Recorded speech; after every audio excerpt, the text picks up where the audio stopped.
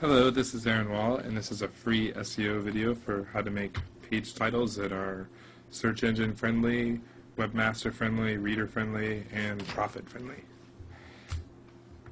So one of the first things you have to remember about page titles is when people look at a page title, what they're looking at is what differentiates you from the competition. It's what they're going to click on to end up at your site. So some people end up creating page titles like this, like you see at the top: SEO discount, search engine optimization, expert resources, service guru, online guaranteed best. And if you do something like that, who in their right mind is going to click on that? And B, who would buy from that person, right? So it's better to use clear language when possible and to make it sound like a sentence or at least a clear call to action. So I just searched for Google. So here's the Wikipedia, search engine optimization, Wikipedia, the free encyclopedia, SEO, Wikipedia, the free encyclopedia.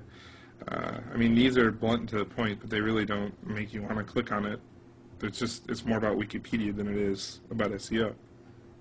Then you go to SEO chat, search engine optimization, Google optimization, SEO chat. Well, what if this said search engine optimization strategies for Google? Right? It would sound better, look less spammy, read better to people. And again, the meta description is too well aligned with it. There's no unique meta description here, so not too many people are going to click on that. SEO home, not very descriptive. Webmaster Help Center, what's an SEO? Does Google recommend?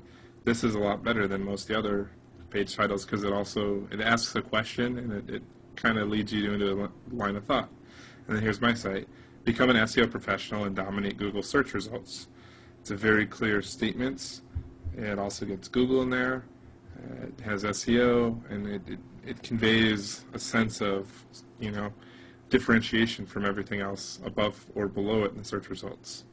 Everything else is about, what is SEO, or just kind of a list of keywords type of title, but they don't really speak clearly. So another tip with page titles is that you only get so much that shows in the search results. I believe the current limit in Google is the first 65 characters. So you want to keep your page title to 65 characters or less, or if you run over, make sure you get the most important parts at the start of that. It also helps to use the keyword you're targeting near the start of the page title. That way, when people are scanning, they can see the relevancy because it bolds it, it pops out, and they're looking for that, so it's good to have it. But if you put it at the very start, sometimes it's easier to get filtered out of the search results. So sometimes it makes sense to put a modifier like, I put become in because I want to guide people towards this idea, but you could also put professional SEO consultants, and it really depends on what you're selling, but you could put the word professional there, or that could say learn SEO. It could be something else that's a common search word that goes with SEO, but it's not just putting SEO right up at the very front. Good titles are relevant, captivating, interesting. They differentiate themselves from the other listings, and they either ask a question, evoke an emotional response, or promise something to make you want to click through.